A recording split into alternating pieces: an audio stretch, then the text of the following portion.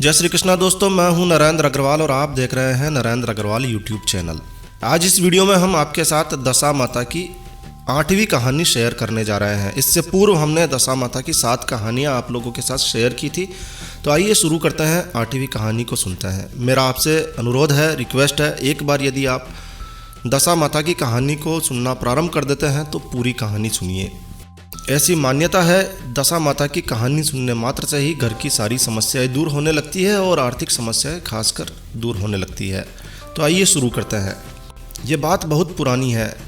एक बड़ा राज्य था। उस राज्य के राजा की रानी बड़ी कोमलांगी थी, यानी कि कोमल थी, नाजुक थी। हमेशा वो फूलों की सैया पर ही सोया करती थी। एक दिन की बात है, फूलों के साथ में कुछ कच्ची कलियां भी आ गई। कच्ची कलियों के कारण रानी को रात भर नींद नहीं आई और वो करवटें बदलती रही। तब राजा ने पूछा, प्रिय, आज क्या बात है जो तुम्हें नींद नहीं आ रही है? तब रानी ने बताया कि आज फूलों के साथ में कुछ कच्ची कलियां भी आ गई है और वो मेरे शरीर को चुभ रही है और इसी कारण मुझे नींद नहीं आ रही है। राजा के शयन कक्ष में एक दीपक जल रहा था। राजा उसे ज्योति स्वरूप कहा करते थे। ये दीपक बड़ा ही चमत्कारी दीपक था, बोलता भी था। ज्योति स्वरूप रानी की बात सुनकर हंसने लगा। तब राजा ने हाथ जोड़कर ज्योति स्वरूप दीपक से हंसने का कारण पूछा। तब ज्योति स्वरूप ने बताया, अभी तो रानी को कच्ची कली के कारण ही इतनी तकलीफ हो रही है। कल क्या होगा जब इसे सिर पर बोझ ढोना पड़ेगा, तब इसकी क्या गत बनेगी, सोचो जरा। तब राजा ने पूछा, क्या मेरे जीवित रहते ऐसा संभव है? तब ज्योति स्वरूप दीपक ने उत्तर दिया, जी राजन, संभव है। आपके जीते जी ये संभव है। ज्योति स्वरूप की बात सुनकर राजा ने मन ही मन सोचा कि देववाणी कभी असत्य नहीं होती है। होनी को भला कौन टाल सकता है। रानी को अवश्य ही बोझ ढोना पड़ेगा, लेकिन यह हो सकता है कि यदि मैं इसे एक संदूक में बिठाकर समुद्र में बहा दूं तो संभव है कि ये बोझा ढोने से बच जाए, क्योंकि समुद्र में डूब जाने पर इसे बोझा नहीं ढोना पड़ेगा। राजा ने उसी समय निर्णय लिया और रानी से कहा, चलिए मैं आपको आपके मायके छोड़ आऊं, कुछ दिन आप वहीं पर रहना। तब रानी बोली, परंतु महाराज, मेरे मायके में तो कोई है ही नहीं, मैं वहाँ किसके पास रहूँगी? तब राजा ने कहा, तुम्हारे गोत्रज संबंधी वहाँ बहुत अच्छी दशा में है, मैं उन्हीं के पास तुम्हें भेज देता हूँ। रानी ने राजा की बात मान ली और रानी ने बहुमूल्य आभूषण और कीमती रत्न धारण किए और राजा के साथ चल दी। राजा ने उसे संदूक में बिठाकर नदी में बहा दिया। वह नदी समुद्र में ऐसी जगह मिलती थी जहाँ पर राजा के बहनोई का राज्य था। समुद्र से मोती निकालने का ठेका राजा के बहनोई ने ही ले रखा था। तो वो संदूक बहने लगा। बहता बहता संदूक राजा के बहनोई के इलाके में जा पहुंचा। तो बहनोई ने मल्लाहों को आदेश दिया कि संदूक को समुद्र से बाहर निकाल लिया जाए। संदूक को उसने अपने महल में शयन कक्ष में भिजवा दिया और आदेश दिया कि मेरे पहुंचने तक इसे कोई ना खोले। राजा का बहनोई उस जगह का राजा भी था। उसके शयन कक्ष में संदूक पहुंचा दिया गया। जब रानी को पता चला कि यह संदूक राजा को समुद्र में मिला है तो वो फौरन ही शयन कक्ष में गई। उसने पहरेदारों को वहां से हट जाने के लिए आदेश दिया।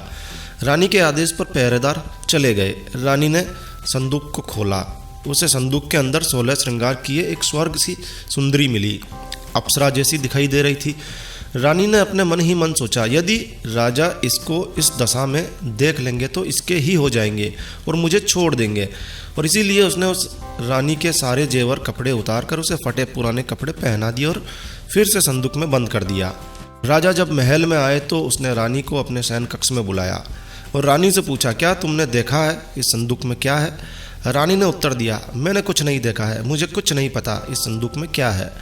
राजा ने रानी के सामने संदूक खुलवाया तो उसे संदूक के अंदर फटे पुराने कपड़े में एक स्त्री दिखाई दी जो भिखारिन सी लग रही थी। रानी ने कहा, ये कोई भिखारिन लग रही है, इसको कारखाने में भिजवा दिया जाए, वहाँ लकड़ी ढोकर अपना जीवन निर्वाह करती रहेगी। राजा ने ऐसा ही किया, उसे कारखाने में भिजवा दिया गया। एक दिन कोमलांगी रानी नदी के पास गई। वहाँ कुछ स्त्रियां दशा माता का डोरा ले रही थी। उनके पास एक डोरा रह गया था। वे सोच रही थी कि इस डोरे को किसे दिया जाए। उसी समय लकड़ी ढोने वाली रानी वहाँ आ गई। उसने उसे रोककर पूछा, बहन, हमारे साथ दशा माता का डोरा ले लीजिए। तब कोमलांगी रानी ने कहा, मुझे डोरा लेने में कोई हर्ज नहीं, कोई ऐतराज नहीं, परंतु मुझे तो खाने को ठीक से नहीं मिलता है, मैं इस डोरे की पूजा कैसे करूंगी। तो वो बोली, तुम इस बात की चिंता ना करो, हम रोजाना इसी जगह पर स्नान करने के लिए आया करेंगी। 9 दिनों तक हम यहाँ पर कथा कहेंगी, तुम भी रोज आकर कथा में शामिल हो जाया करना। 10वें दिन जब पूजा होगी तब तक दशा माता चाहेगी तो तुम्हारी दशा बदल जाएगी। कोमलांगी रानी ने दशा माता का ध्यान करके डोरा ले लिया।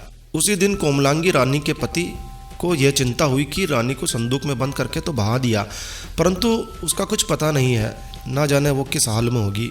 उसकी खोज खबर लेने के लिए राजा एक नाव में सवार होकर नदी की यात्रा करता हुआ अपने बहनोई के यहाँ पहुँचा। संध्या के समय वह अपनी बहन से बोला, मेरे हाथ पैर में बहुत दर्द हो रहा है, किसी दबाने वाले को बुलाओ। तब उसकी बहन ने लकड़ी ढोने वाली उसी भिखारिन को बुलाकर आज्ञा दी। उसने कहा, आज रात तुम मेरे भाई के पैर दबा दो। वह बड़े संकोच में पड़ गई। कोमलांगी रानी ने इससे पहले किसी पुरुष के हाथ नहीं लगाया था। उसने अपने मन में सोचा, आज तक मैंने किसी पर पुरुष को छुआ तक नहीं। रानी अपने भाई के पैर दबाने के लिए उस पर जोर डाल रही थी। आखिर लाचार होकर उसने हाँ करनी पड़ी। राजा के पैर दबाते दबाते कोमलांगी रानी को उसके पाँव में पद्म चिन्ह दिखाई दिए। रानी चुपचाप रोने लगी। उसके आंसू राजा के पैरों पर टपक पड़े। राजा ने उससे पूछा, तुम क्यों रो रही हो? तुम अपना सारा भेद मुझे बताओ, मेरे द्वारा तुमको कोई हानि नहीं होगी। तब रानी बोली, जैसा पद्म चिन्ह आपके पैरों में है वैसा ही पद्म चिन्ह मेरे पति के पैरों में भी था। पहले के दिनों की याद आ जाने पर मुझे रोना आ गया। राजा ने उसे तुरंत ही पहचान लिया। राजा बोला, मैं समझ गया, अब तुम्हें पैर दबाने की कोई आवश्यकता नहीं है। तुम्हारे भाग्य में जो लिखा था वो तुम्हें भोगना ही पड़ा। मैंने उसे टालने के लिए जो उपाय किया उसका नतीजा उल्टा ही निकला। तुम्हें मेरे जीते जी लकड़ियाँ ढूंढनी ही पड़ी। सवेरा हुआ लेकिन अतिथि राजा सोकर उठा नहीं, और ना ही पैर दबाने वाली दासी ही अपने कमरे से बाहर निकली। तब राजा की बहन को चिंता होने लगी। थोड़ी देर बाद दासी कमरे से बाहर निकली और कारखाने में काम करने के लिए चली गई। रानी ने कमरे में जाकर अपने भाई को जगाया। उसका भाई बोला, मेरी तबीयत ठीक नहीं है, मेरा सिर दर्द हो रहा है, मैं अभी आराम करना चाहता हूँ, मेरा मन भी बहुत अधिक व्याकुल हो रहा है। तब रानी ने पूछा, आखिर बात क्या है, कुछ तो बताओ। राजा ने कहा, बड़ी शर्म की बात है, मैंने तुम्हारी भाभी को जानबूझकर इस संदूक में बैठाकर तुम्हारे पास इसलिए भेजा था कि इसे यहाँ आराम से रखा जाएगा, परंतु उसे तो यहाँ लकड़ियाँ ढूंढी। तुमने उसके सारे गहने कपड़े उतार कर उसे रास्ते की भिखारिन बना दिया। उसकी बहन बोली, मैंने उसे पहचाना नहीं। उसने दासियों को भेजकर उसे चुपचाप अपने पास वापस बुलवाया। उसके आने पर बहन ने अपनी भाभी से माफ़ी मांगी और उसके पैर पकड़ लिए। कुछ दिनों तक राजा अपने बहनोई बहन के पास रहा और फिर विदा होकर अपनी राजधानी की ओर लौट आया। कोमलांगी रानी ने अपने महल में पहुंचकर सुहागिनों को न्योता दिया। बड़े धूमधाम से दशा माता के डोरे की पूजा की और नगर में ढिंढोरा पिटवा दिया गया कि आज से चाहे कोई गरीब हो चाहे कोई अमीर हो, सभी दशा माता का डोरा लिया करे। श्रद्धा भाव से दशा माता का पूजन किया करे। जिसके पास पूजन पारण के लिए धन की कमी हो वो महल से ले जाया करे। हे दशा माता, जिस तरह से आपने कोमलांगी रानी के दिन फेरे वैसे ही आप अपने सभी भक्तों के दिन फेरना। तो बोलिए दशा माता की जय हो। तो बस इस वीडियो को यहीं विराम देते हैं। आशा है आपको दशा माता की ये 8वीं कहानी अच्छी लगी होगी। इससे पूर्व की कहानियाँ यदि आप सुनना चाहते हैं तो इस वीडियो के अंत में आपको लिंक मिल जाएगा, जहाँ से आप इससे पूर्व की कहानियाँ भी सुन सकते हैं। तो दोस्तों, यह वीडियो, यह जानकारी आपको अच्छी लगी हो, ये कहानी आपको अच्छी लगी हो तो कृपया लाइक के बटन पर ज़रूर क्लिक कीजिए। और यदि आपने हमारा ये चैनल सब्सक्राइब नहीं किया हुआ है तो कृपया चैनल सब्सक्राइब कर लीजिए, क्योंकि इस चैनल पर हम लेकर आते हैं आपके लिए तरह तरह की धार्मिक जानकारियाँ, होम रेमेडीज, होम टिप्स और टेक्निकल नॉलेज।